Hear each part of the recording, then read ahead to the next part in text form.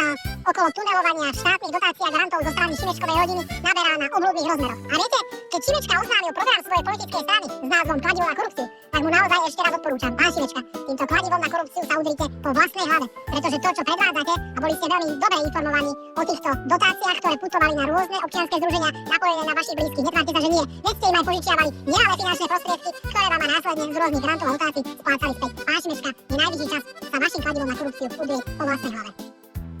Míško, niektorí ľudia by o kladive a hlave vôbec nemali rozprávať. Poznáš týchto dvoch? Myslím, že nie. Na to si moc hladý sopel. Oni bežali na MTV, keď ty si ešte ani na svete nebol. A dnes už prakticky ani MTV neexistuje.